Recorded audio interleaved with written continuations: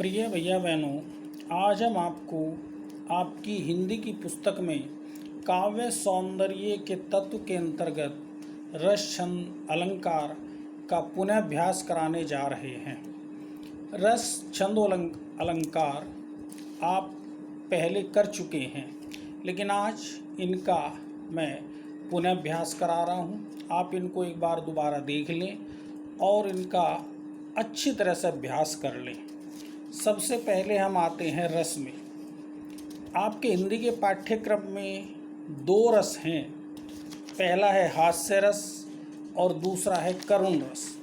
तो हास्य रस की परिभाषा के अंतर्गत जो आता है कि किसी व्यक्ति की शक्ल, वेशभूषा तथा चेष्टा आदि को देखकर जो मनोविनोद का भाव हृदय में उत्पन्न होता है, उसको हास नाम का स्थायी भाव कहते हैं। यहाँ हास जब विभाव, अनुभव तथा संचारी भाव के सहयोग से परिपक्व होकर चरमोत्कर्ष पर पहुँचता है तो उसे हास्य रस कहते हैं। इसका उदाहरण है, बहुत आसान है। विंध्य के वासी तपोव्रतधारी महाबिनु नारी दुखारी, गौतम तीय तरी तुलसी सुकथा सुनिभे मुनिवृंद सुखारे। हवे है शिला सब चंद्रमुखी, परसे पदमंजुल कंज तिहारे। कीन्ही भली रघुनायक जू, करुणा करी कानन कोप गुधारे। तो यहाँ पर जो इसका जो स्पष्टीकरण है वो इस प्रकार से है कि विंध्याचल पर्वत पर रहने वाले ऋषि मुनि प्रभु श्री राम के आगमन की प्रतीक्षा से बड़े हर्षित होते हैं कि प्रभु श्री राम विंध्याचल पर्वत पर आएंगे और यहाँ पर उनके पैरों के स्पर्श से जो सारी शिलाएं हैं वो स्त्रियां बन जाएंगी और हमें भी एक एक स्त्रियां पत्नी के रूप में प्राप्त हो जाएंगी। अगला जो रस है वो है करुण रस।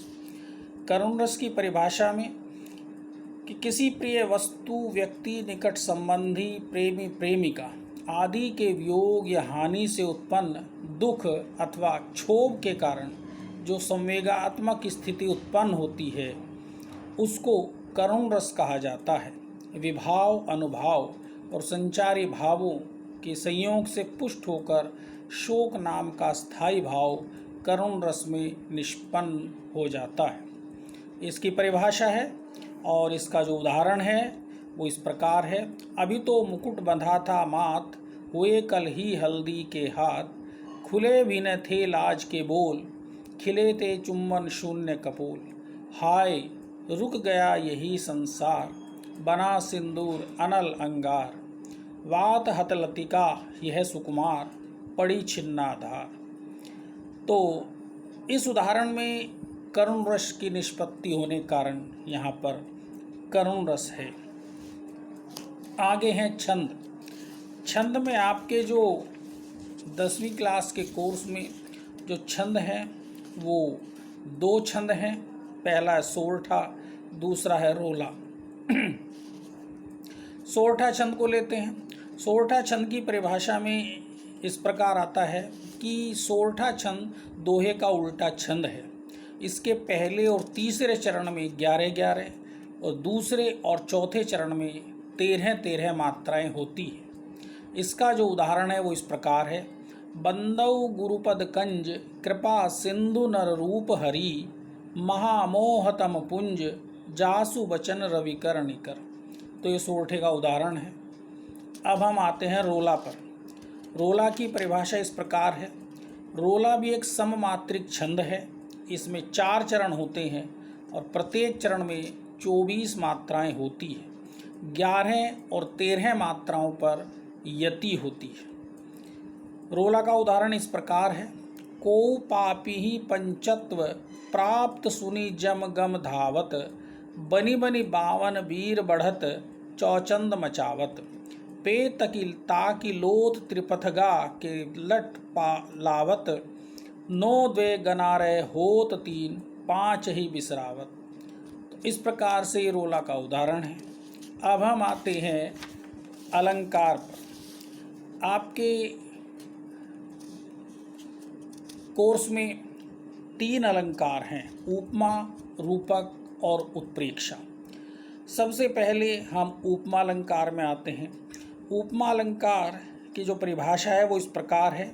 उपमा का अर्थ है साम्य, समानता, सादृश्यता या तुल्यता, अर्थात जहाँ उपमेय की किसी उपमान से गुण धर्म के आधार पर समानता या तुलना की जाए वहाँ उपमा अलंकार होता है। इसका जो उदाहरण है वो इस प्रकार से है। पीपर पात सरिस मन डोला, अर्थात पीपल के पत्ते के समान मन डोलता है।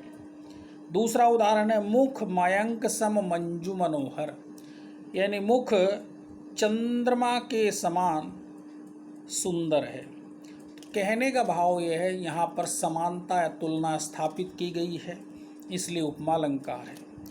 दूसरा अलंकार है रूपक अलंकार। रूपक अलंकार की परिभाषा इस प्रकार आती है, जहाँ उपमेय में उपमान का भेद रहित आरोप हो, अर्थात उपमेय और उपमान में कोई अंतर ही न हो, वहाँ रूपक अलंकार होता है। इसका जो उदाहरण है वो इस प्रकार है। उदित उदयगिरि मंच पर रघुबर बाल पतंग, बिकसे संत सरोज सब बिहसे लोचन भृंग, अर्थात यहाँ मंच में उदयगिरि, रघुबर में बाल पतंग, संत में सरोज तथा लोचनों भृंगों का भेद रहित आरोप होने से रूपक अलंकार का प्रयोग है। तीसरा अलंकार है उत्प्रेक्षा अलंकार। इसकी परिभाषा इस प्रकार है। उत्प्रेक्षा का अर्थ है संभावना, जहाँ उपमेय में उपमान की संभावना की जाती है वहाँ उत्प्रेक्षा अलंकार होता है। संभावना व्यक्त करने के लिए मानो, मनहु, जनहु, जनु, जानो इत्यादि शब्दों का प्रयोग किया जाता है। इसका जो उदाहरण है वो इस प्रकार है। सोहत ओढ़े पीत पट श्याम सलोने गात, मनहु नीलमणि शैल पर आतप परियो प्रभात, अर्थात उपरोक्त उदाहरण में श्री कृष्ण के श्याम शरीर पर नीलमणि पर्वत को संभावित किया गया, अर्थात उसकी संभावना की गई है, और पीत पट पर प्रभात के आतप का आरोप किया गया है।